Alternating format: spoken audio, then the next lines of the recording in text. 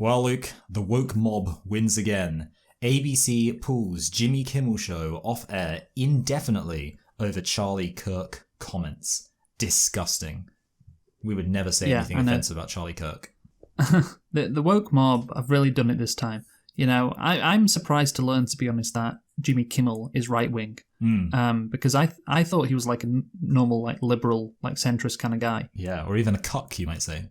Yeah, but I thought, I thought he was that. I didn't realise he was right-wing, because as we know, only right-wingers get cancelled. And, only the left use, cancel culture. So yeah, I was shocked to learn that. But no, it's going to be interesting because obviously we are recording like the day after this happened. In a couple of weeks, how many more TV shows will be taken off the air? The first time ever that Jimmy Kimmel is actually funny and he gets cancelled for it. They just won't stand for that. No, do some cringe Oscar shit, they said. No, he was funny back in the day, Michael, when he did blackface.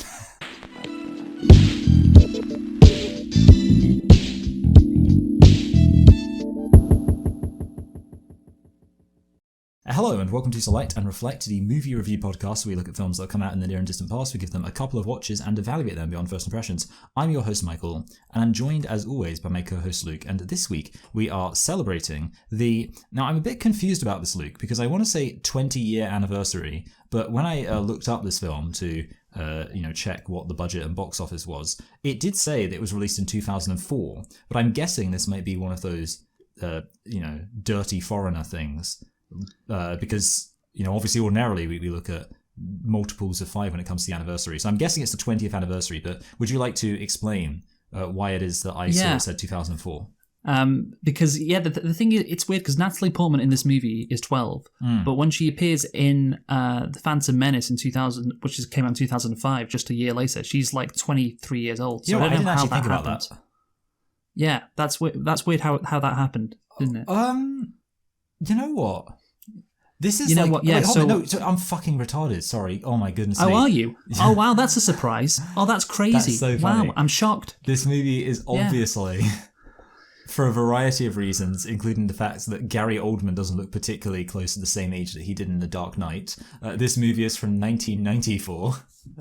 Oh. Really? Yeah, so I did. That's crazy. And also, of course, Jean Reno was like way more of a thing in the 90s. I knew this movie was from the 90s. It's just, like I say, sometimes I like to say the wrong thing.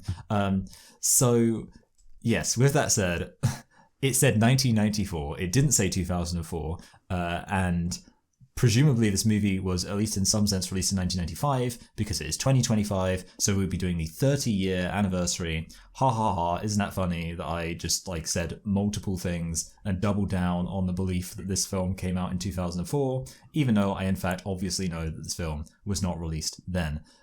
But that is, I would say that is peak comedy. But I'll tell you why we're doing it this year. It's because it was released in France in 1994. Oh, France. But I think it was released in the UK and the United States in 1995. Yeah. So let us get into Léon the Professional. And we didn't do it last year as well because we didn't have time to do it. I couldn't fit it in. But I was it was released in 95 in our markets. The markets that matter, not fucking France. I mean, French cinema, come on. Who even cares about that? Yeah. So, So therefore, I was like, let's do it this year. So, Léon the Professional is a 1994 English-language French action thriller film released in the United States as The Professional. But, of course, it's actually called Léon the Professional. I don't know why in the United States they couldn't just call it Léon the Professional, but whatever. My understanding is in France it was just called Léon. Sorry, yes, you are right. You are right. Yeah, it just says Léon. Yeah. So Léon is a 1984 1994. Yeah, we're officially even. It was later then titled Léon the Professional, which honestly I think is the best title out of the three. Yeah. So it is written and directed by Luc Besson. It is also produced by Patrice Ledoux. It stars Jean Reno, Gary Oldman, Natalie Portman, Danny Aiello.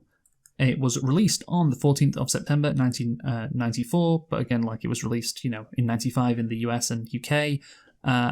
Michael, can you guess what the budget was for Léon the Professional? Now, my understanding is no one in this film was famous when this came out because Jean Reno hadn't been in Godzilla yet, his most famous role, and Gary Oldman hadn't been in... I genuinely can't, off the top of my head, think of a single film he was in prior to The Dark Knight yet. So obviously that must have been his breakout role. 6 million. Okay, you are wrong. Yes. You are very wrong. It was the budget was 16 million. Oh, well, I was one syllable off.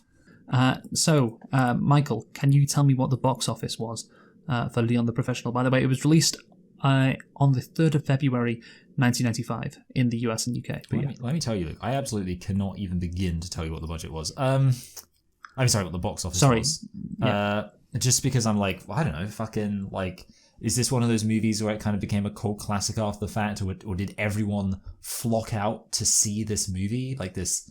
See, the thing is, the 90s was weird, as we've established many times. Like, if you were to ask me at another point, did a lot of people watch this random French pedo movie?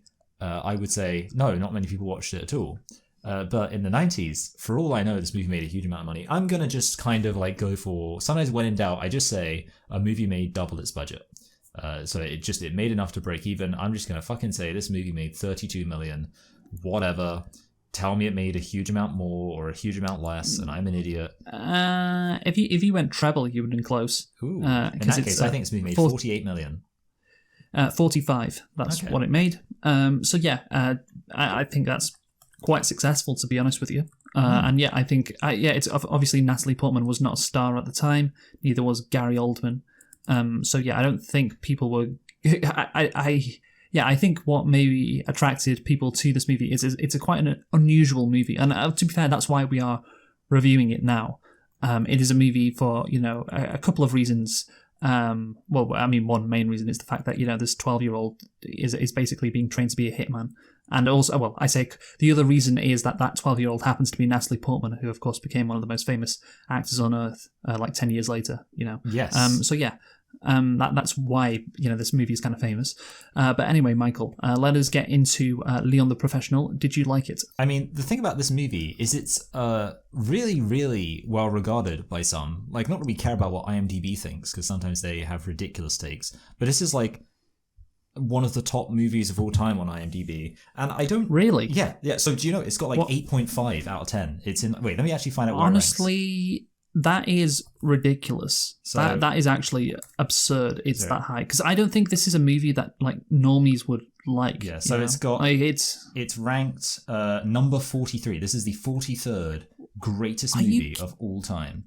I think that this movie is fine. So I watched recently a few of those old Mel Gibson. Yeah, I watched a few of those like kind of just like generic Mel Gibson action movies because I felt like it. I watched a movie called Ransom, which is about a guy trying to get someone to pay a ransom. And I watched a movie called Payback, which is about a guy trying to get some people to pay a payback. And like those movies were like fine. They was just like, a guy like shoots some people. Yeah. And like kind of like as I was watching this, I was like, this isn't like that different. Like for me, this is basically just a pretty generic action movie with like that aspect of, well, kind of like you already said, like there's the kind of emotional relationship between him and Natalie Portman and some uniqueness there. I will say right out the gate, I was just thinking, isn't this a little bit like how much were they inspired by Terminator 2 here? Because Terminator 2 came out in 1991. I was kind of like, isn't this just like the female version of Terminator 2? And like there's like a few moments where Jean Reno, I was like, this could literally be Arnold Schwarzenegger.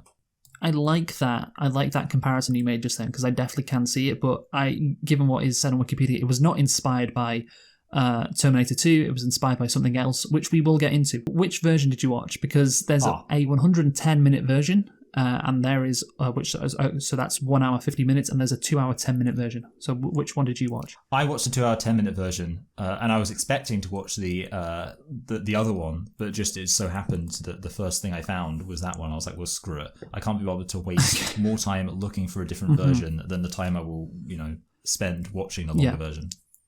Okay, so that's interesting because I watched the 2 hour 10 version. And it's not called the director's cut, it's called just the long version. That's what Luc Besson called it. And it's interesting because I was watching it and I was aware there was a 1 hour 50-minute version. I was like, you know what? Yeah, the 1 hour 50-minute version would actually be better because there's a lot of stuff in the middle of the movie which I'm like, yeah, this could be cut. The film doesn't really have a good pace to it, to be honest with you. It starts off with a pretty mad beginning and a pretty mad ending. and in the middle, it kind of drags a bit, honestly. And we'll get into that. And and that's fine, if. Well, I say the pacing can be slow and it can still be an entertaining movie, but I didn't really like what was going on during this time period, so therefore, I wasn't enjoying it that much. So I'm surprised you thought it was all right, considering you watched the 2-hour 10 version, because I was expecting you to say, oh, it was all right, and I watched the 1-hour 50-minute version because I could see that being the case. But I personally thought this was actually a pretty bad movie. I don't think this is a good movie. I think this is more bad than good. And that was kind of surprising. I've seen this movie once before. We watched it at university, I remember. Yeah. And maybe that was the first time I saw it. But maybe I saw it before, I don't know. But it's been literally 10 years, maybe since I've watched this. I couldn't remember if I enjoyed it or not. I couldn't remember what to expect. But having watched it and sat through it, and especially, the 2-hour 10-minute version of it, I have to say I was disappointed. Maybe I just didn't think it was that good, and we'll get into why. I think that is valid. Yeah, and looking at the Wikipedia critics section, I kind of agree with quite a few of the Gene Siskel gave this 1 out of 4. Roger Ebert, whose review I've actually included in this review, he gave it 2 out of 4. And I'm looking at their reviews and I'm thinking, yeah, that's fair. I kind of agree with what they're saying. They didn't like it, and I don't like it either. So yeah, that's why. I think most people, it's got 73% Rotten Tomatoes, so more critics think it's good than bad. I appreciate I am in the minority on this, but I am shocked that it's so popular on IMDb. That is, to me, shocking, because I'm like, this is not a good movie at all, and I can't really understand why normies would like it that much either. I guess because maybe, the relationship between Léon and Natalie Portman, again, it's unique, and it is, I don't think it's that interesting, to be honest, but some people may say it's interesting. Maybe that's why they like it. But that is, of course, why I would guess it is popular, because I just don't think it's that good. And obviously, maybe they watch the 1 hour 50-minute version as well. The one thing I will say is I think I've heard, my memory is, because I've seen people talk about this movie, that they say Gary Oldman's performance in this movie is really, really good, which I don't agree. But I swear, maybe I'm just making it up, but I swear I've seen people. I mean, obviously, people talk about Gary Oldman being a good actor in general. But I feel I remember hearing people be like, "Oh yeah, Gary Oldman, he's so good in Léon the Professional." I'm like, he just kind of acts a little bit goofy. Again, one of the critics, maybe it was Gene Siskel, said Gary Oldman was overacting in this, and I'm like, it's not good, but I do remember in the back of my mind people saying, "Oh, Gary Oldman is such a villain in this movie. He's so good." And firstly, he's not really in it that much at all. I know, yeah. He doesn't really have that many scenes. So if that's the reason why you give it that high a rating, I disagree, because he's in it for 5 minutes, honestly. But the scenes that he's in, he's clearly overacting, and that can be okay if the character, deserves that kind of performance, but I don't think it really does, as we'll get into. Again, there are a multitude of reasons why I disagree, I guess, with people who say this is a good movie, which we will, of course, get into the specifics. So, Michael, how many nitpicks do you have? So, I'll just give you my one nitpick. When Gene is, what's his name? Léon, that's his name. When Léon takes that guy hostage because the cops or whatever have bloody Matilda held hostage, and then he's like, hey, hand over Matilda, blah blah blah. This is what really annoys me. Then they all decide, they're like, okay, well, we definitely don't want this guy to die, so let's hand over Matilda. But then they later on, 5 seconds later, carelessly shoot blindly at Léon, even though as far as they're concerned, he still has that guy taken hostage. And you're actually very dumb. Oh no, I'm so right. There's no way you're going to explain to me this is not okay. What's the situation? Did you did you not catch the line just before they do that? Did you not catch the line where the main guy says, because Léon shoots a bunch of bullets, and the main guy says, "Oh shit, they shot him." Did you not catch that line? Oh no, I didn't at all. I wasn't even Did you not take your ADHD pills today? Not even close. Okay, that's actually that explains it. Okay, never mind then. I think it is a stupid thing to do anyway. But I do think that it is at least explained well, it's a stupid thing to just fire randomly at an area which you can't see. Because he could still be alive. You don't know that, but they think he's dead, which is again maybe stupid. But so my two nitpicks. Well, I've got two nitpicks. Well, actually, one of them's a nitpick. One of them's a litpick. Ooh. So my first nitpick, actually, they're both to do with the windows. Isn't that fun? Oh, not so. Right at the start of the movie. There's this when fucking Léon is being an absolute badass, killing all these people and killing that fat guy who's dealing drugs. There is when the fat guy goes outside, you can see in the in the what are they called, like the doors which are just windows.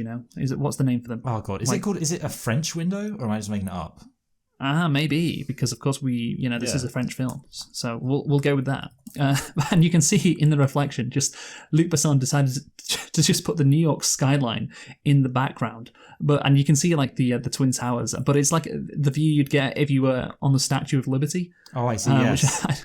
I just think it's quite a funny thing to do, because he didn't need to do that at all. But he's like, oh shit, people won't think it's New York unless I put this iconic New York skyline shot in the window reflection. Or the reflection of the window. So I find that funny.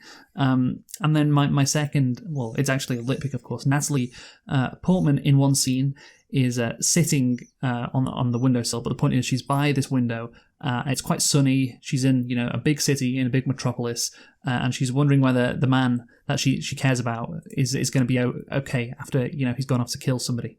Now, what does that remind you of? Oh, of course. When Anakin, yes, okay, cool. When she's yeah.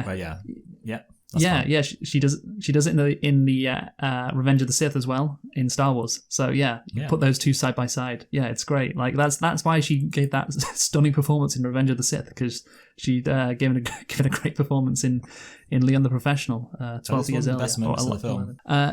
Anyway, let us get onto the plot. The plot centers on Léon, an Italian-American professional hitman in New York who has earned a rep as an effective cleaner. He reluctantly takes in 12-year-old Matilda Lando after her family, Léon's neighbors, are murdered by corrupt DEA agent Norman Stansfield. Léon and Matilda then form an unusual relationship as she becomes his protégée and learns the hitman's trade as she seeks revenge.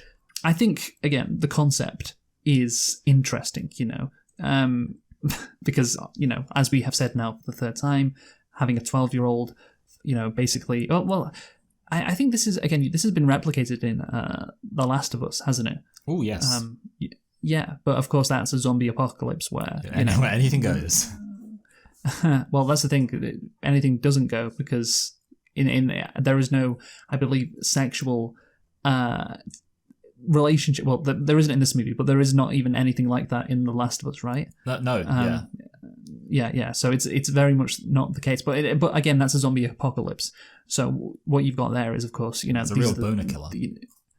Or the fact that these are the only two people who, I don't actually know. I haven't played The Last of Us, but of course the whole point of the zombie apocalypse thing, they're kind of forced together, is what you're getting at. He didn't have a choice. He didn't choose a little girl out of all his options. Exactly. Yeah, like again, they have to kind of hang out because there's nobody else. They rely on each other. In this, of course, that's not the case. There is no zombie apocalypse going on here. So this 12-year-old girl does not have to hang around with this 38-year-old man, or however old he is. But she, of course, does anyway, and so that's why it's interesting. And of course, the fact that he's a hitman, he's trying to train her to be a hitman. Again, that's interesting. This movie has been compared unfavorably, of course, to Lolita. But in Lolita, the fucking Humphrey, what the fuck is he called? Humphrey. What? Wait, isn't it? Wait, isn't his name like Bogart? Am I making that up? But it's no. Oh wait, no, that's the actor. Yeah, I think you are right. It's Humphrey. Yeah. No, Humbert. Whatever, Humbert. Yeah, he is not trying to train Lolita to be an assassin. No. So yeah, again, that's why the concept is interesting. But yeah, I think also the concept. Again, if you were to mock this movie, I think it'd be pretty easy because it is kind of like a come town bit. That's what I was thinking. Like a retarded Italian assassin tries not to be a paedophile. He's Italian. It's so weird because I want him to be French, but whatever. Well, yeah, he is French, isn't it? But I guess it makes more sense for him to be Italian because he's in New York. And, who cares? French, Italian, you can't tell the difference between their accents, even though he definitely sounds more French than Italian. But whatever.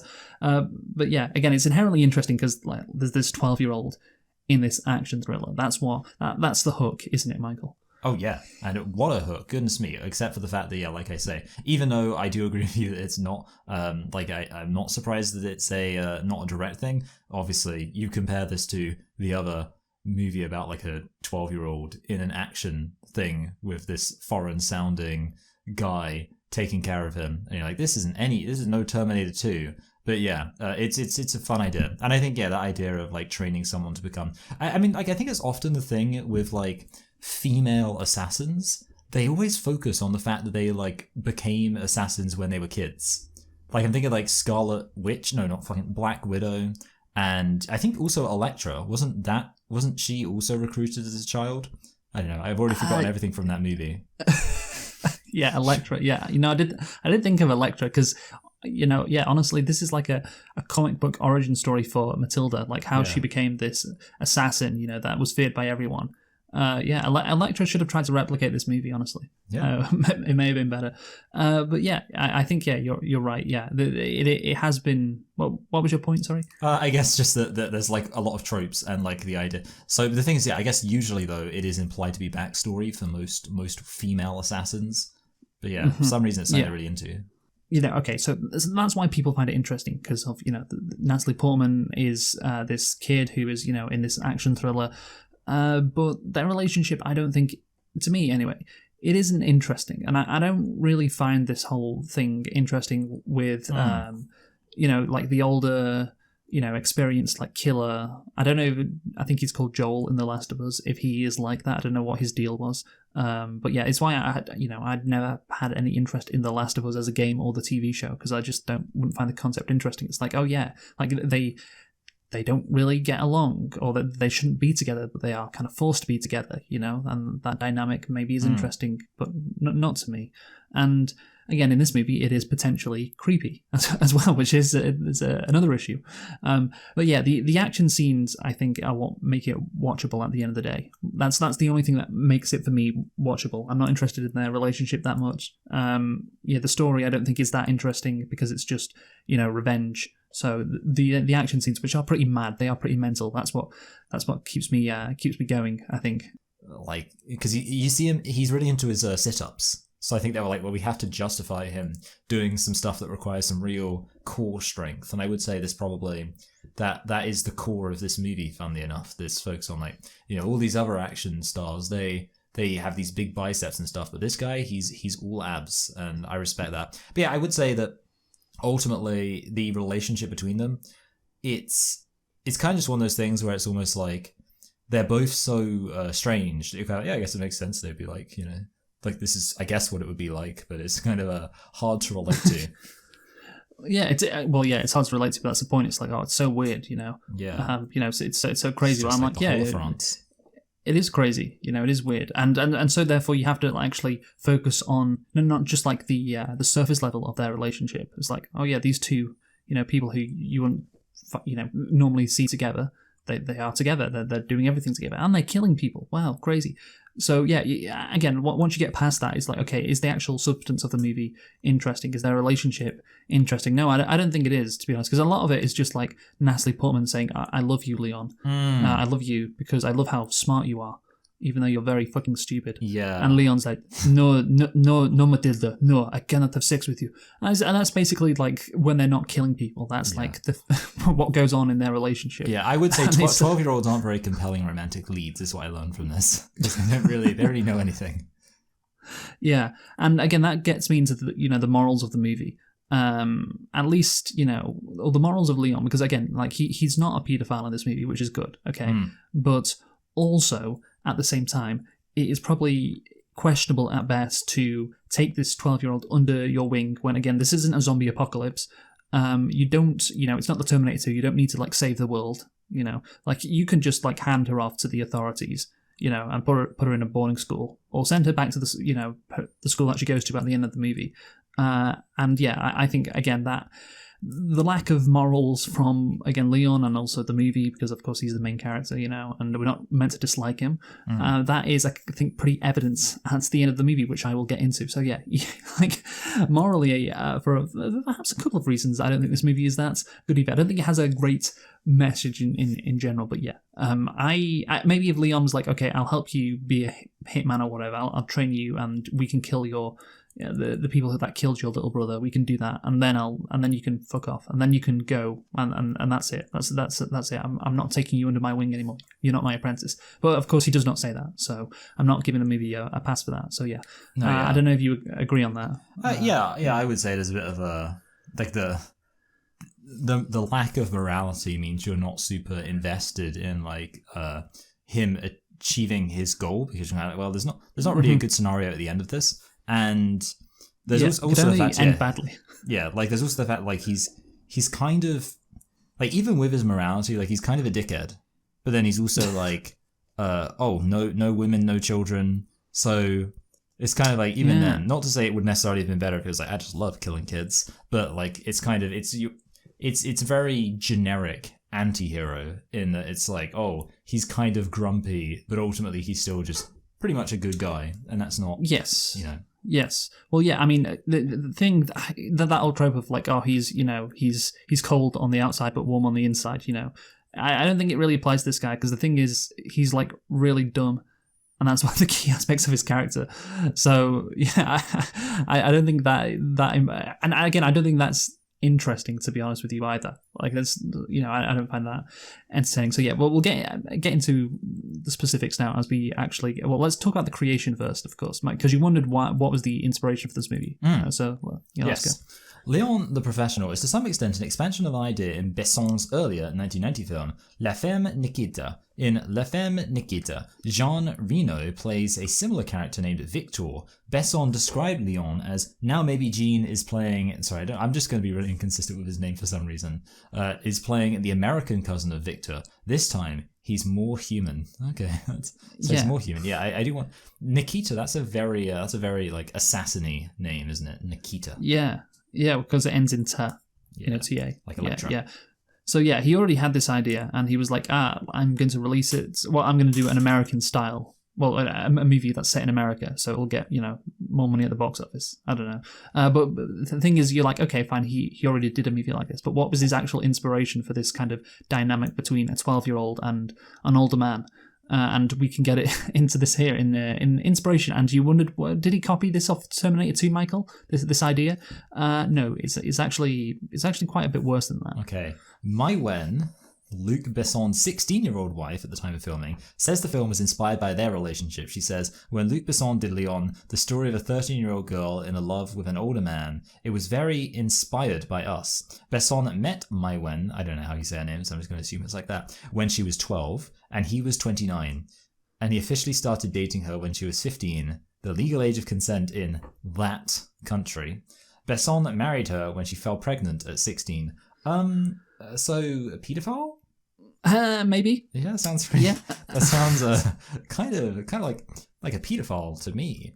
Sounds pretty French. Yeah. This is you don't want this to be like inspired by your own personal story. By the way, they're divorced now, which is yeah, that's kind of worse, because the thing is they divorced in 1997, so like presumably he got too old for her. I actually am wondering, he then dated another woman. I really want to know how old that other woman is, but there's probably not as many details about her. Yeah, I mean, that's the thing. If she was 17, then somehow he has more standards.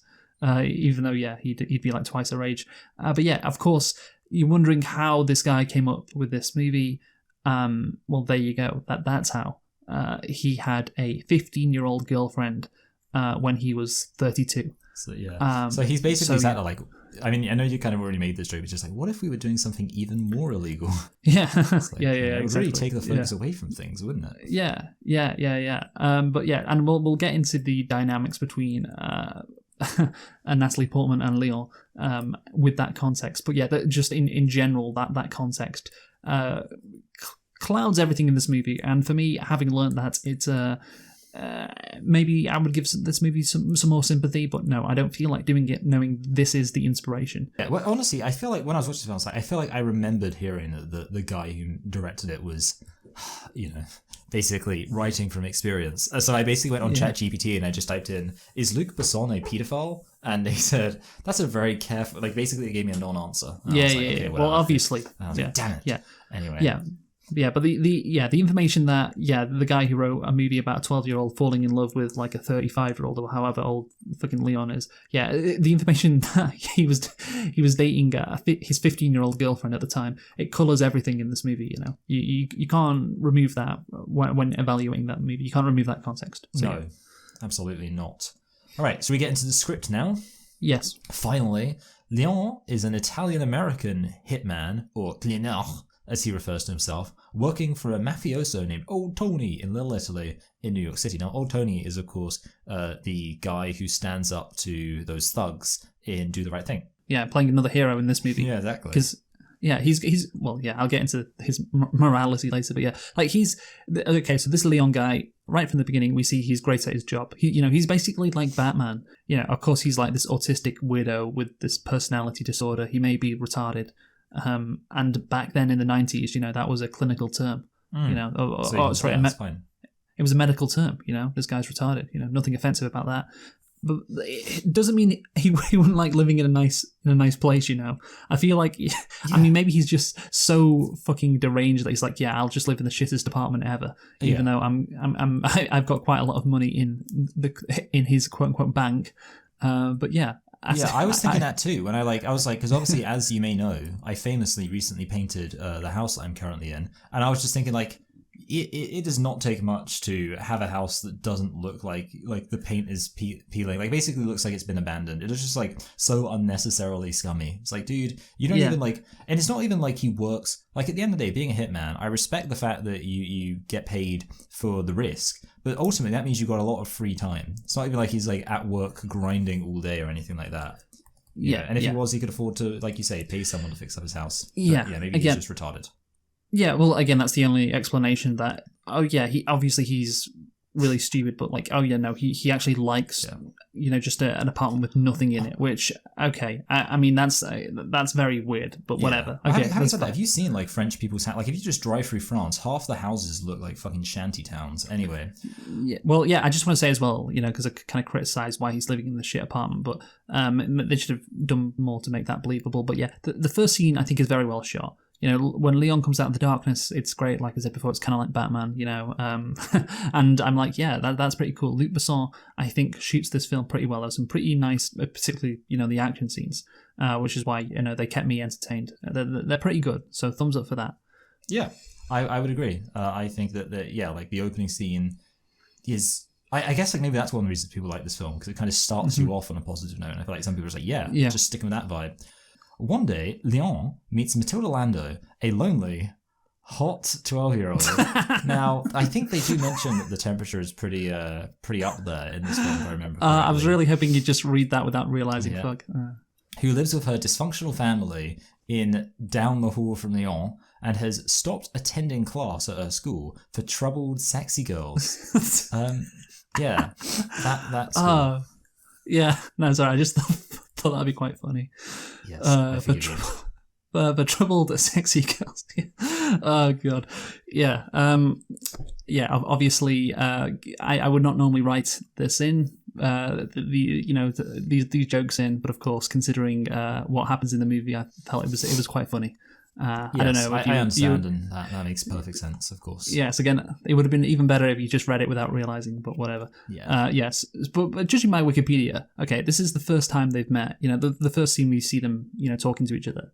Like, according to Wikipedia, that's the first time they've met. But they're neighbours, so I just don't find that to be realistic at all. That's a good point. Yeah. I mean, it'd be okay if they had like a sort of mini relationship, like maybe they'd never talk to each other. But like they know about each other. I think it makes everything else less realistic if they've never come across each other. I want to talk about Natalie Portman's outfits in this movie because they're very weird. About her being Madonna. I was going to talk about that later, obviously, because there's a whole section on that. The Lolita-like sexualization of Natalie Portman in this movie, of course, which we will discuss, but just let's evaluate the outfits that she wears throughout the movie on how weird they are, because they're pretty weird. And it doesn't feel like very American to me at all. Oh, yeah. It feels like, maybe, I don't know what the fuck was going on in the 90s in France or New York, but I don't know, she just doesn't look like a normal American kid, Oh, no, yeah, absolutely. I mean, like, the thing is, like, France always looks like they're a few decades behind us anyway. Like, even in the 2000s, they were looking like it's the 90s. Obviously, they love their techno pop. That's the new hit thing for them. I think we made that joke before. Like, it was about I remember what it was. It was when we watched Anatomy of a Fool, and the guy was listening to PIMP by 50 Cent. Yes. Yeah. It's new music. This new hard rapper from America. The Negroes make music now. Okay. Right.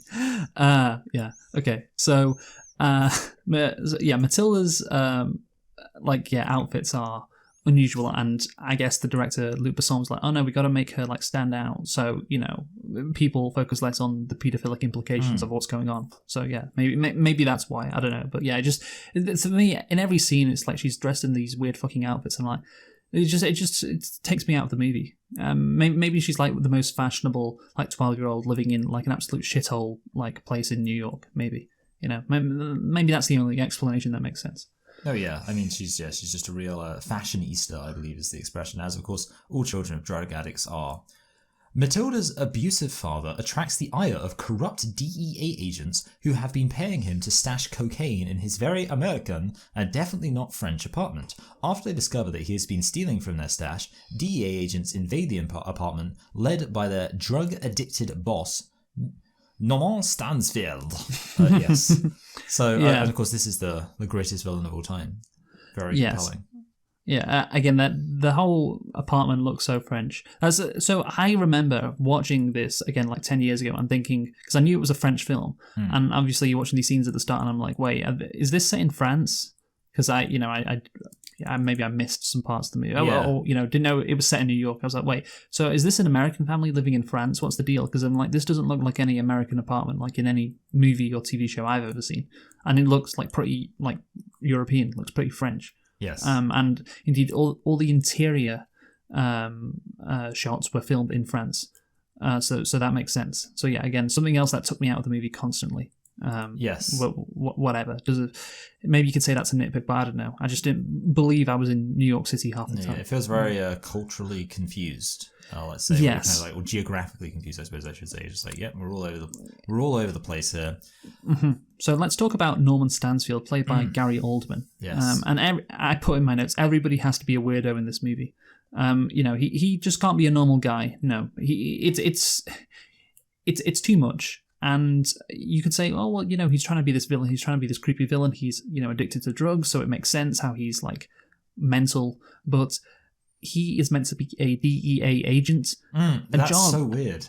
A respectable job which requires some level of stability, some level of normality. Now, of course, you can be addicted to drugs, obviously, and still be a DEA agent. I imagine that's possible. Well, you can't be this fucking weirdo, like, you just like all the time, like, goes on these crazy rants about fucking Beethoven. Like, I refuse to believe that he can be like this in these kind of scenes. And then, when he's at his, job, his normal job, he's doing some work. Finding some paper. I've got to file some paperwork. Like, I refuse to believe he's just, like, normal. Like, it can't be that big a 180. But yeah, I mean, if he was just some dealer, it would be fine, because it's like, oh, it's a mental drug dealer. He doesn't have to hold down, a job, a government job at that. Like, he doesn't have to hold down that kind of job, but he does. So I just don't think it's he's too crazy. I'm sorry, the guy's too crazy for the job he does. No, yeah, like, and that's the thing. It makes it like really confusing when you find out. Wait, this guy is a DEA agent. Like, they don't even It's almost like, considering how bizarre that is, you're kind of just like I was just like, I'm so confused. Like, does this guy does he like hire DEA agents? Does he work with the DEA? Is he like, is this like a criminal who has a connection? But I was like, no, he's actually supposed to be a genuine person who clocks in to work at the DEA, and everyone goes, oh, hey, Mr. DEA man, like, this guy's a real regular Hank Schrader. Yeah. Oh, hey Norm, did you watch the game this last He's night? like How did convulsing, taking his drugs. Yeah. How about PSG? I mean, sorry. How about the New York Mets? Because Yeah. Now the joke, you get the joke. is that PSG is a French team. Yeah, a French football team. Yes. Yeah. How about Paris Saint-Germain? Huh? Oh no. How about the Yankees? That's what I mean. Because of course we are definitely in America right now. Yeah. No. Yeah. So I can't imagine him doing that again. It's like, and you can even argue, even if he wasn't a DEA agent, it would still be overacting, which I think is fair enough. I just did not care for this performance at all. I think it's too. He's going too far, and even straight into the ridiculous territory. To be fair. Yeah. But yeah, I think a lot of like people who like IMBD, who the stereotypical IMBD user who gives the Shawshank Redemption 10 out of 10 or the Dark Knight 10 out of 10. Plebs, we call them. Yes, I can see that. I can see them liking this performance and just going, "Wow, he's so cool! Wow, yeah." So yeah, that fucking beast, they'd say. That part makes sense to me, but yeah, I don't think it's that good a performance. No, yeah, I would agree. During their search for the missing drugs, Stansfield murders Matilda's family while she is shopping for groceries. When she returns, Matilda realizes what has happened just in time to continue down the hall to Leon's apartment. He hesitantly gives her shelter. Now, I have like one criticism. Well, I say a compliment sandwich, but it's an open-faced compliment sandwich. I'll start with a compliment. First of all, I do think like it's very well the tension. Well, it's not great, but it's like they have some good tension where like she needs him to open the door, blah blah blah. But I will say, I feel like it was very bad in terms of tension to have the entire family be murdered and then have this guy confront the dad. Because all I'm thinking, and I'm sure you can agree, is that like if you are a dad, presumably you're like you care about your family. Once they've been murdered, you probably kind of don't really care that much if you die too. Like, just being realistic here. So it's like having like this guy shopping is like this intimidating presence, like, I'm gonna like, oh, insofar as he even is that. It doesn't really work when he's already basically done the worst thing. Like, most people would probably say, oh, I would die to protect my family. So once he's already wasted your entire family, he can't really be that intimidating because he's done the worst thing he possibly could. That just annoyed me from like a... I was just like immediately like, I don't feel the tension of this scene because you blew your load too early, mate. Yeah, but maybe he doesn't care about his family. I could buy that, but the thing is, he beats them, so he must care about them a lot because he cares about making sure that they kind of behave themselves. Yeah, that's the thing. I think this guy is clearly meant to be like incredibly selfish, just a dickhead. So yeah, whatever. Like, oh, he only cares about himself. That's fair. But yeah, I do love when Matilda has to walk down the hall and and knocks or rings the doorbell or whatever and knocks on Leon's door and has to hope that he answers. Yes. And she's crying and she's trying to make sure the guy behind her can't see that she's crying.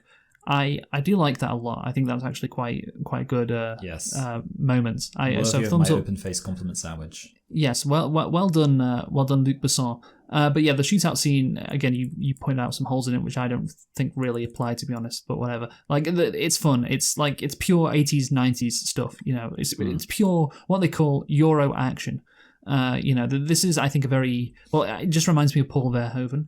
Like how he used to do action scenes, which they're just so fun and ridiculous, and everyone's got shotguns and everyone's just blasting, and there's you got those squibs as well, which are gone. R.I.P. to the squibs, but yeah, like I like this. I thought this was fun. It was good, and it was very impactful, and it's a very good way to start the movie, honestly. But after that, it all kind of goes downhill.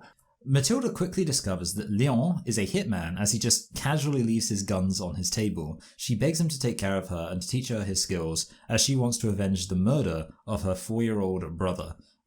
Yes. So that is obviously, I just made that point, that very valid criticism, that it doesn't really make sense that he leaves his guns on the table. He's not, he's very bad at keeping secrets. It's like he wanted her to find out what he does. It's like, oh yeah, I'll just go in the other room. Got a massive box of guns which you can easily open right next to her. Oh no, my Magnum condom fell out of my wallet. Oh, that's what Luc Besson's doing to 12-year-olds. Oh god. Actually, at my age, that makes it even more terrifying. Leon doesn't suggest she should go to the cops at any point either here, which I guess, does that make sense? Is that a criticism? Or because he's like, I kill people for a living, it's kind of bad to go to the cops. But I don't know, I'd kind of, suggest that she do that and then just like, I don't know, move to another shitty apartment. That's what I'd do in his situation. But yeah, he doesn't think about. He just got that apartment the way he likes it, Luke. Yeah, with the plan in the right place. Yeah, yes. He's very emotionally connected to this apartment. So no, he can't do that. But yeah, like look, Matilda is a weird kid who has the shit life. But honestly, like she takes the whole thing quite well. She just cries for a bit, but then when it's revealed, of course, Léon is a hitman. She knows what a hitman is first and foremost. Maybe that's not unrealistic. I guess her dad. Yeah, what her dad does, but she's cool with it as well. And right away, she wants to live with this guy and become his apprentice. I don't think it's that realistic at all. And this is obviously the crucial moment in the movie when she's like, "Yeah, I want to follow in your footsteps." I would expect maybe, just give it like maybe a day before she starts thinking like this. Yeah, like she's just lost, like everyone who she loves in the world. I don't know, it just seems kind of ridiculous. It's got a very artsy vibe to it, and you could say maybe it's very European as well. Again, you can tell, with the close-up shots of their eyes, it's like, yeah, this is meant to be, you're not really meant to focus on the substance here. Just go with the vibe, just go with the flow. And I'm like, yeah, I can do that to some extent, but I don't know. I just feel like, again, this movie doesn't try to be unrealistic, I'd say. So again, it's a crucial moment in the movie when Matilda is like, yeah, I want to be like you. I want to walk like you. Yeah, like kill people like you. Yeah. Yeah, it needs to be better, is all I'm saying. No, yeah, I would agree. Like, I think that pretty much as you said, it is very much the pivotal moment, and it's one of those moments where you feel like, in some sense, obviously, it does make sense that she would be angry and want to do this.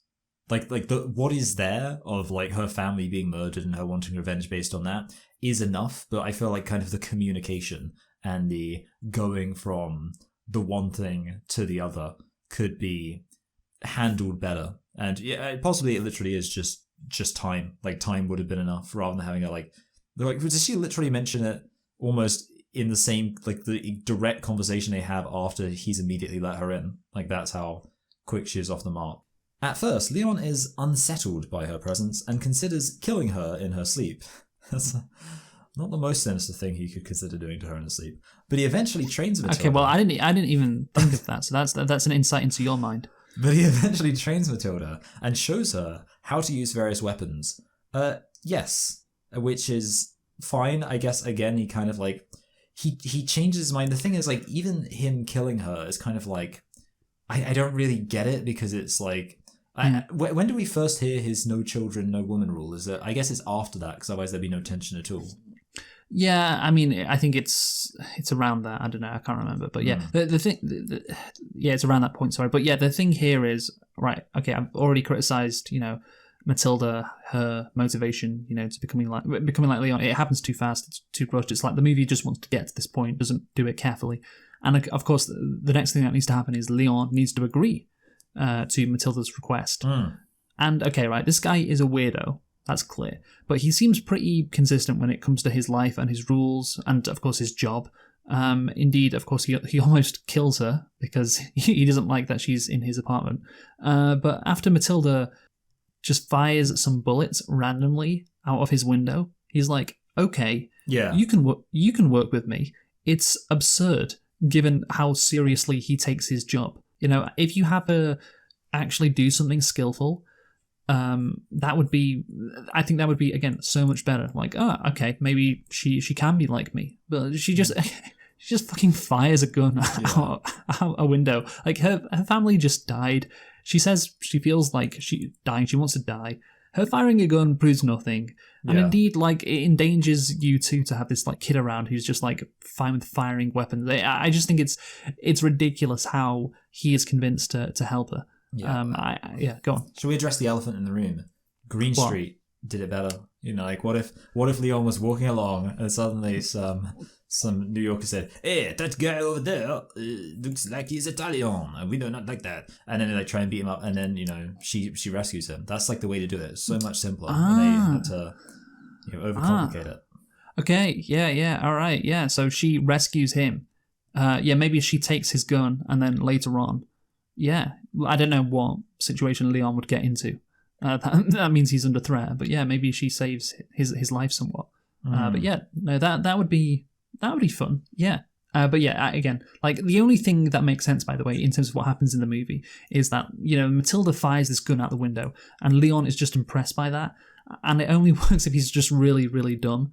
But to be fair, he is so dumb. He is, so maybe it's consistent. Maybe I shouldn't be criticizing it, but it's just the frustration with one of our protagonists being incredibly fucking stupid.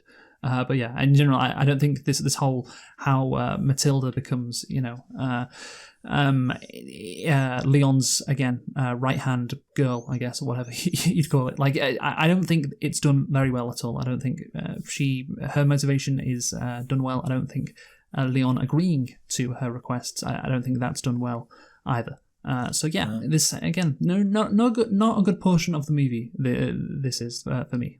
No, yes, and I'm afraid it's going to get better before it gets worse. That's not necessarily true. I'm afraid that's the opposite. As Matilda is trained by Léon, she runs his errands, cleans his apartment, and teaches him how to read. Matilda looks up to Léon and quickly develops a crush on him, often telling him she loves him, but he does not reciprocate, as even though he is French, kind of, he is too autistic to be a paedophile. So there's a lot there. First of all, obviously we enjoyed the paintball training scene. Lovely. Okay. As for the thing is, I will say this. Let's just say one thing right at the gate. I think it makes sense, obviously, that like she could have a crush on him, like especially considering she was like abused by her dad. Blah blah blah blah. But yeah, I do enjoy, and I think you're kind of right about the whole like he's just too autistic to be a pedophile. Like it's genuinely a really interesting point that he's just kind of dumb. Like he is just like an idiot. Yeah, so it's very interesting that Besson made him just so dumb, and we'll get into that just in a little bit. But yeah, again, what Besson is trying to do here is create sexual tension. Is that the right phrase? But he wants there to be this.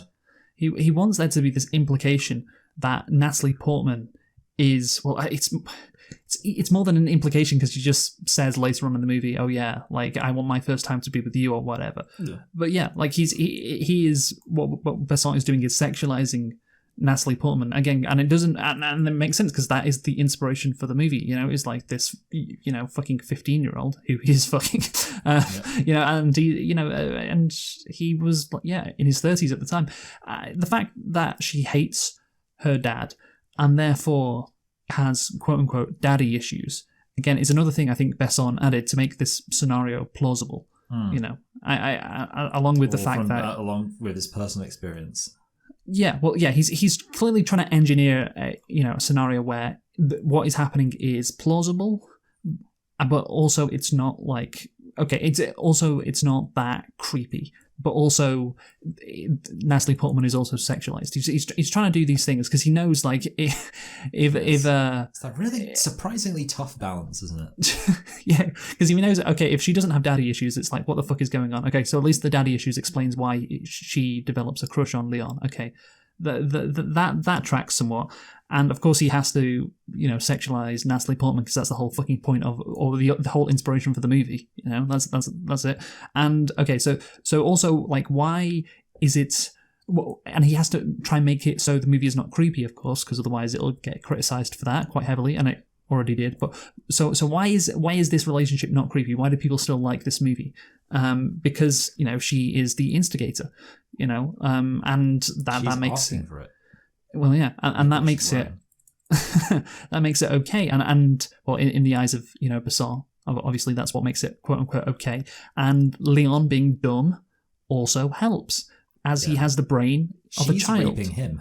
Yeah, he has the brain of a child. He can't read. He's very stupid, and so their dynamic can't be that creepy because you got the power dynamics. Well, what if the 35-year-old man is just fucking retarded? Then what? Then how is it creepy then? It's not. So that's why I think he made Léon so dumb, because if he wasn't dumb, if you think about it, it would be even creepier, right?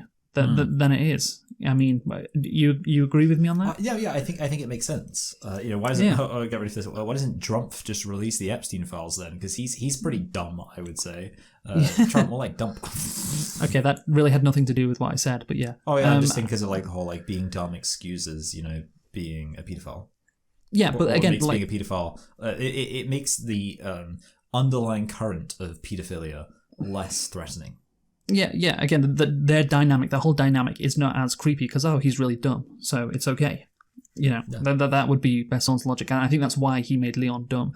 But again, surely that's the thing. Surely it makes Besson's relationship with his child wife worse, because here's the thing: Besson, I don't believe, is retarded. So surely that makes the fact that he needs to make Léon very dumb to make it acceptable. It makes his relationship worse, right? Surely. You see the logic here, Michael? Yeah. Like, basically, if he knows that it's bad, like, he's almost demonstrating he's not retarded by going to the effort of coming out with an excuse for what he's done. So yeah, and I think that's what he was thinking. Yeah.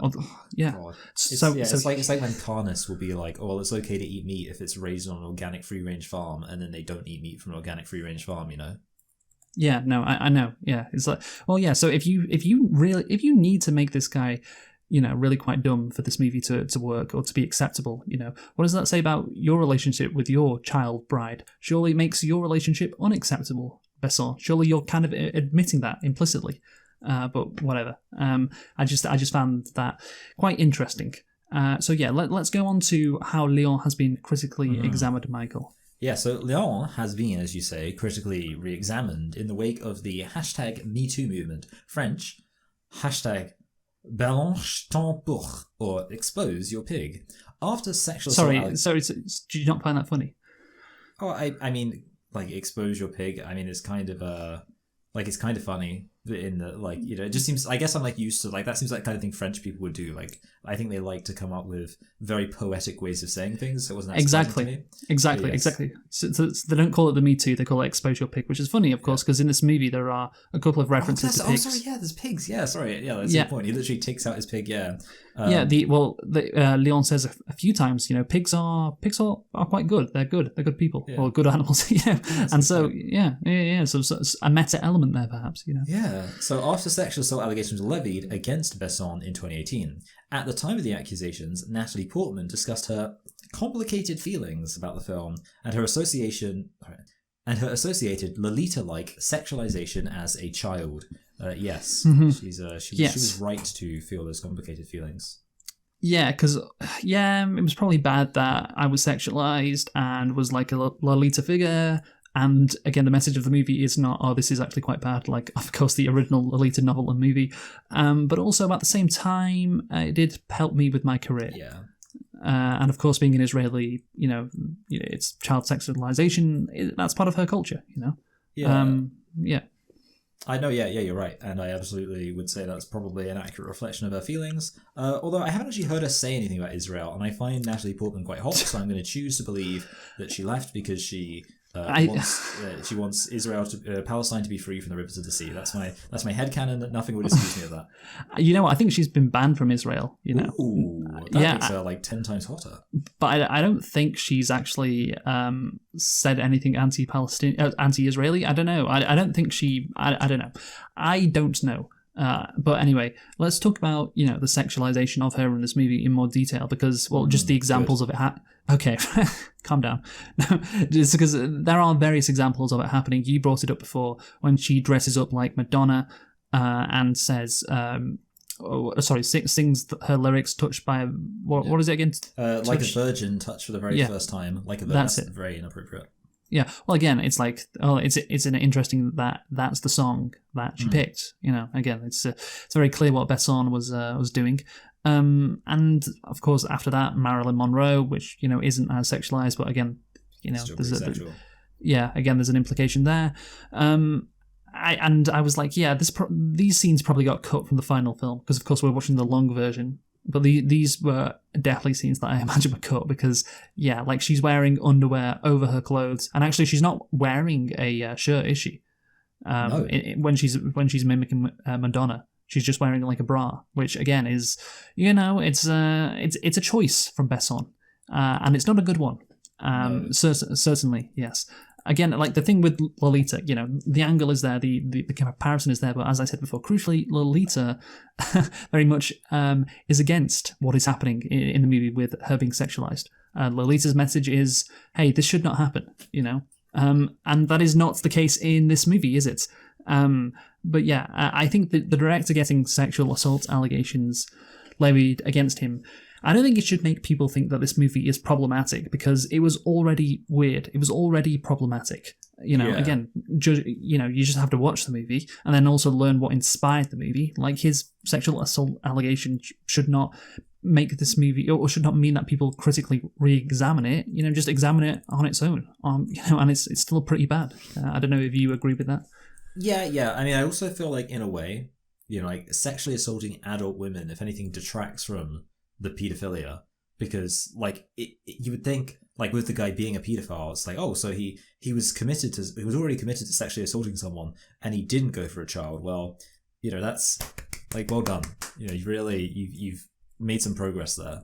So that's kind of my thoughts. Like, it's kind of like, yeah, at least he's kind of like, it's baby steps. I think that's the most we can ask for.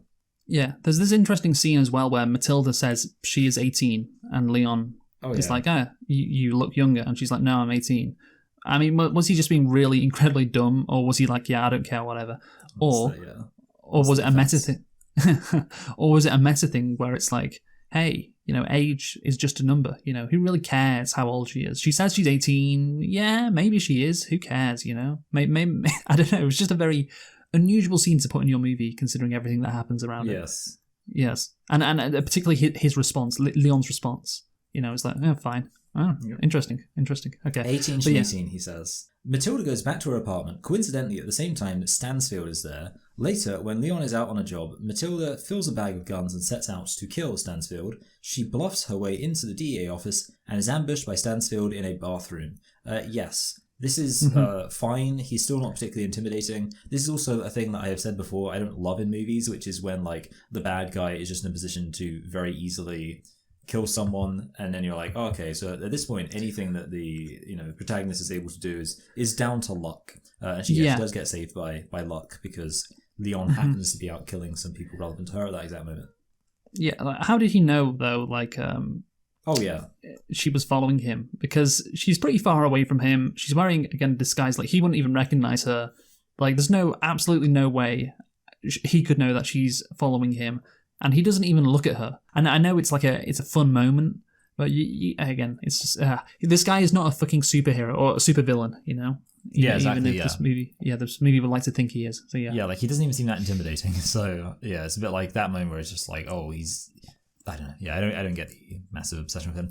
One of Stansfield's men informs him that Léon killed Mulkey, one of the corrupt DEA agents, in Chinatown that morning. Léon, after discovering Matilda's plan in a note left for him, rescues her, killing 2 more of Stansfield's men in the process.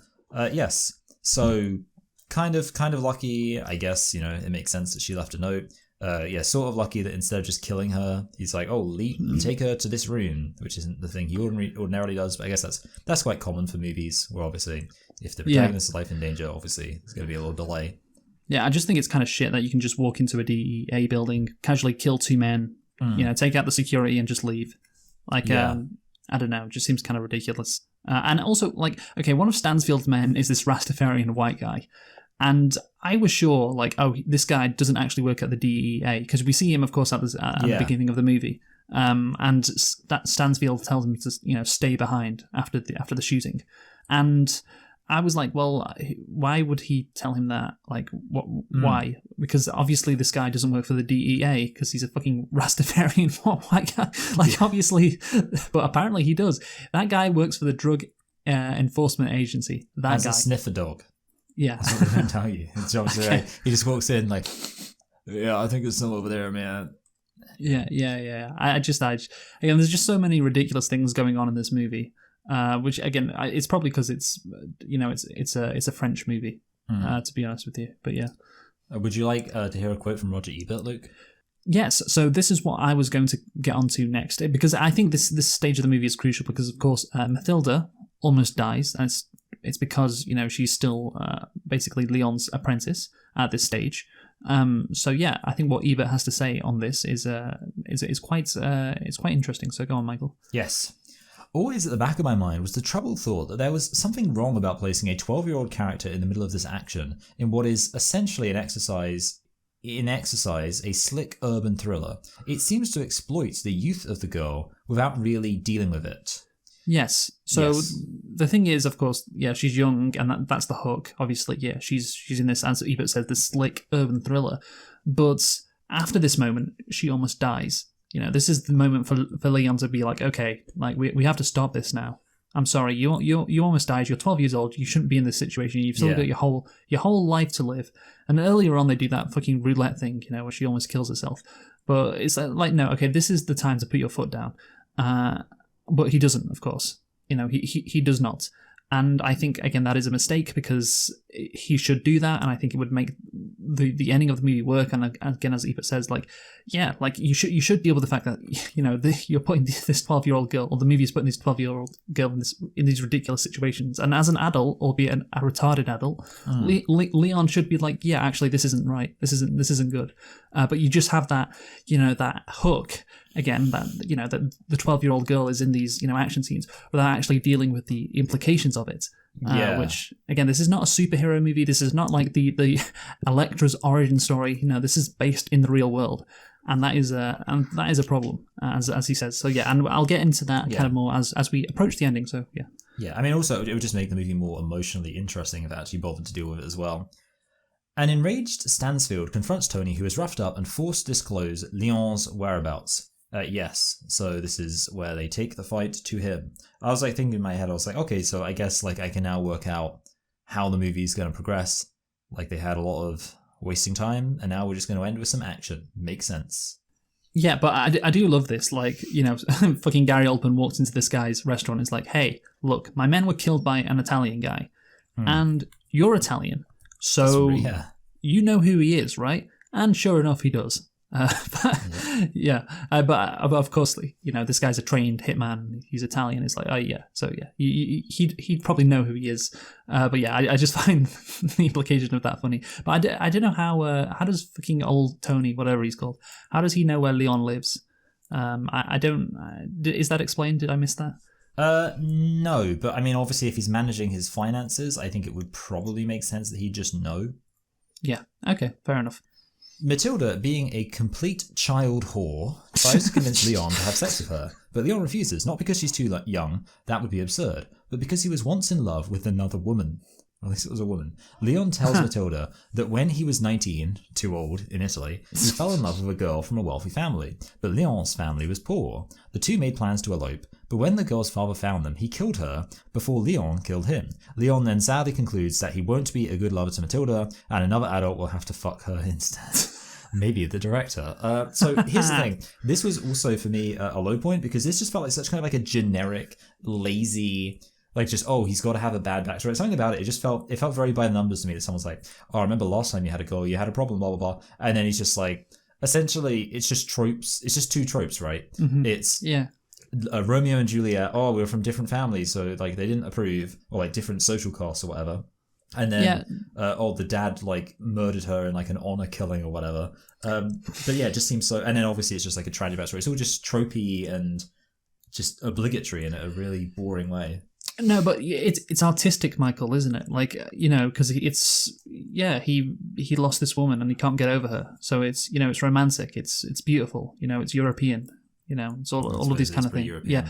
No, but I was shocked by it because he was telling the story and I expected like a flashback, like they'd actually film these scenes.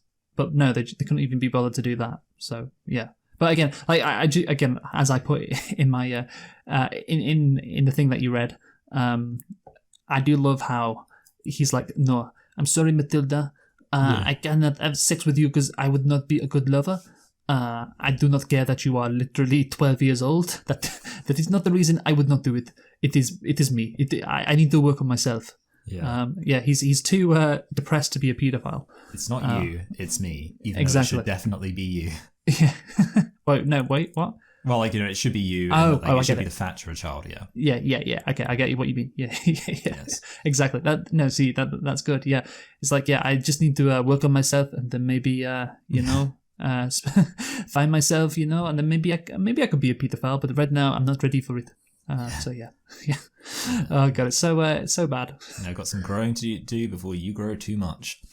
Later, as Matilda returns home from shopping, she loves shopping, an NYPD ESU team sent by Stansfield captures her. Léon ambushes the ESU team, with Stansfield then demanding, "Everyone is called into help." that was a great impression. Do it again. Everyone! Everyone! See that right there? That's good acting. Yeah, that was I think that's the moment that stands out to people. I remember also as a thing about people used to say that Gary Oldman is a bit of a chameleon as an actor.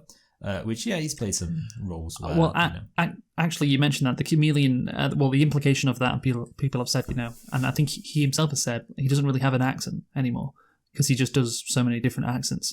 But there was a point in this movie where he did sound very English.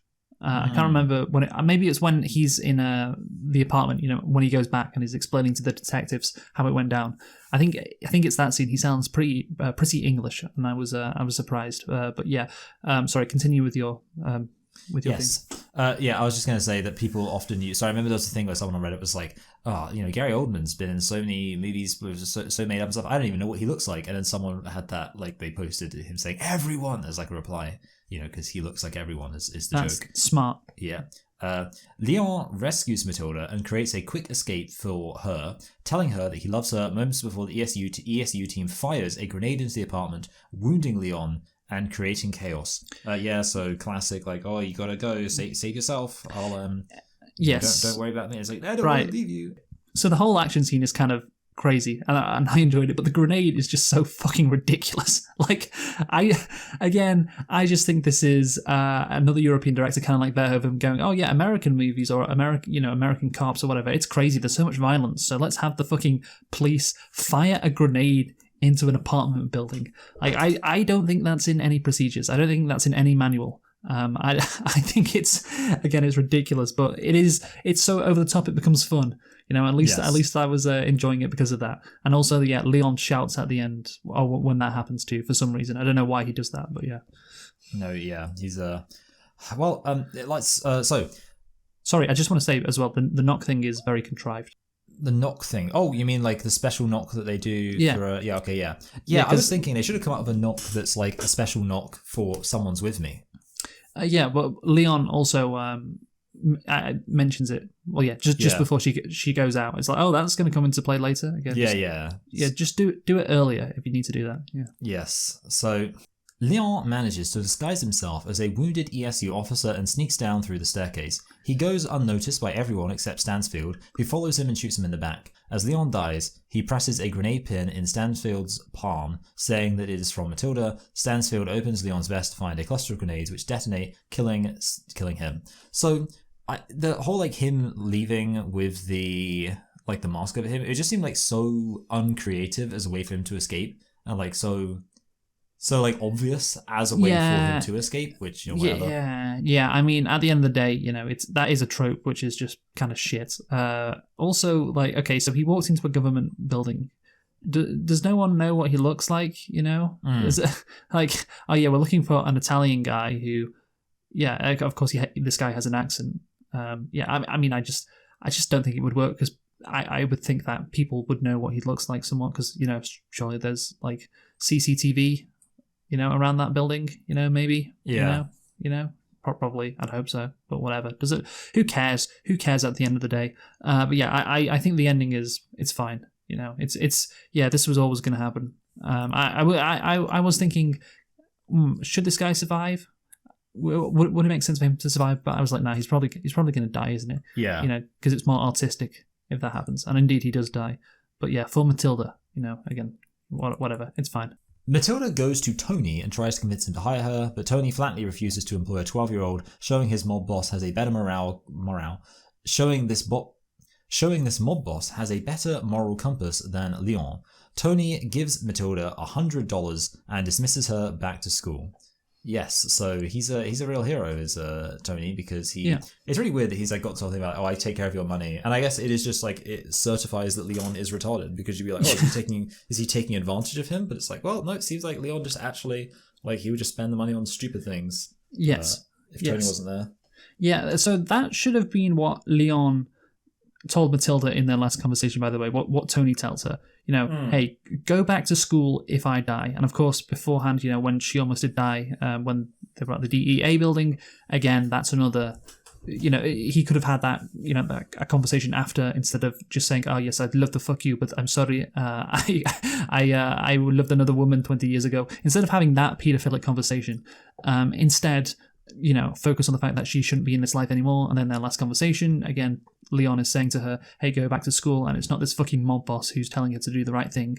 Do the right thing. Get that? Oh, yeah, that's really good, actually. Well done. Yeah, thank you. I didn't mean to do that. But yeah, he doesn't. He doesn't say anything about that. Instead, it's again this mob boss, and yeah, he doesn't want a child soldier in his ranks, which is good for him.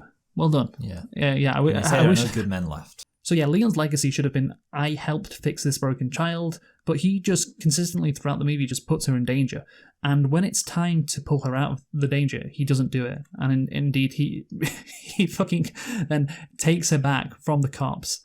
And then, obviously, puts her back in danger because, she could have escaped. She could have just she could have gone downstairs or whatever. She would have been fine. They wouldn't have killed her or anything. She didn't commit any crimes as far as they know, I think. Yeah. Well, actually, she did bring a bunch of guns into that DEA building, maybe. But yeah, again, he consistently puts her in danger, doesn't tell her to go to school at the end of the movie. And yeah, I think a good thing, considering the fact that Leon can't read, is throughout the movie, Leon could have been saying, and especially at the end, hey, education is important. Without it, you end up like me, just dead inside. Like, my life is not good. My life is not a good life. You do not want my life. And that is why you should go back to school. And again, I can't read. I can't do shit. So I'm forced to do this. And it's not good. I'm not happy. I'm lonely. Again, you don't want this life. And that should have been the final message that he gives her after maybe, he's killed everyone who killed her family. And then, okay, sure. Then go back to school. But no, the movie does not do that. And there is just none of that. It is a moral failing of the movie. And again, it doesn't make me think Leon is a good guy. It doesn't make me think he's a hero. If you actually think about it and sit back and consider how much danger he puts this kid in this movie, and how he doesn't even realize at the end he shouldn't have put her in this much danger, makes you think, yeah, he's not the best guy. Morally, he's not a good guy, and so morally, this movie is not good. And I'm sorry, that's why it's not good. It's part of the reason why it's not good. So I don't know. Do you agree? Yeah, I do. I mean, I guess a movie needs more of a point than this has when, because obviously, like you say, the idea that this could be about education, or in some way it could have touched on that sort of pattern or whatever, or I can't think what the word, a juxtaposition, I guess, but not really, between she's like a child and he's mentally immature, let's say. But yeah, the movie doesn't really seem to have any point at all. Yeah, no, I think that's a good way to put it. Yeah, the juxtaposition between, she's a kid, she's not in school. This guy, he's, lives a shit life because he's uneducated. Hey, you can do something there. The movie just does not do that. And again, it's up to the ex-mob boss to do the right thing. There you go. Said it again. Right, the final paragraph. The headmistress readmits Matilda after she reveals what has happened. Matilda walks onto a field near the school to plant Leon's houseplant, as she had told Leon to give it roots. Beautiful, fantastic, wonderful. The plant is a metaphor for him. Did we get that? Yeah, because he literally says it at one point. And the fact that he carries it around, again, I think that's a very European film trope as well. Yeah, is that this killer, but he carries around a house plant. Oh, how interesting. And I did think, is it the best place to plant this plant, which is a metaphor for Leon, considering what Leon did to the last 12-year-old girl that he knew. Yeah, I was thinking there's no real reason why he should be associated with this place. Yeah, he fucking almost killed Matilda. Almost led her down a life of crime and pain and death. Again, I don't really agree with the symbolism there. Really, but whatever, it doesn't matter. I get the ending. Of course, it's not the worst ending. So let us conclude. Michael, you go first. Yes. So this movie is basically, I think it definitely has a lot of problems, and the more we've spoken about it, the more I've kind of realized, there's not much to it. I mean, I'd still say it has entertaining action. It's competent. There are some really stupid moments. I didn't find it intolerable to watch. I said it was good. Well, I said it was fine. I think I'm actually going to give this a high 5. I was thinking low 6, but no, I think high 5 because ultimately, there's enough stuff in it that's annoying that it actively counts against it in my view. So yeah. Okay, so I'm going to be a bit harsher than it. I think, this is like a 2 out of 5. Well, yeah, it's a 2 out of 5, so it's a 4 out of 10. Because I was thinking about Ebert's review. I was like, I think Siskel gave it 1 out of 4. Ebert gave it 2 out of 4. So I'm like, maybe 2 out of 5, maybe somewhat in the middle. I think that's fair. So that means, of course, 4 out of 10. So I don't think it's that good. I think, there's a lot of problems with it. The only good things are the action scenes. Everything else needs improving. And then, of course, you have the thing that colours the whole movie, like I said, which is the sexualization of Natalie Portman, which definitely is a knock against the movie, considering Besson's inspiration. It would be okay if the paedophilic implications of this movie were condemned in a way that Lolita does, for instance, but no, indeed that is not the case. Indeed, there are excuses in this movie, in how the characters are created and what happens in the movie. There are excuses as to why this dynamic is actually okay and not creepy. And again, that's Besson maybe trying to justify somewhat his own relationship with his 15-year-old wife. It's not good. So 4 out of 10, Michael. What are we going to look at next time? Well, next time we're going to be looking at a movie that is almost as sexual as this, Pirates XXX. Yes, Pirates XXX. Yes. I like that. What is it? Transition? Yeah. Transition, I guess. Lead in. Good. So join us for that next time. Who have you been, Michael? I've been Michael. I've been Luke. Thanks for listening and goodbye. Goodbye.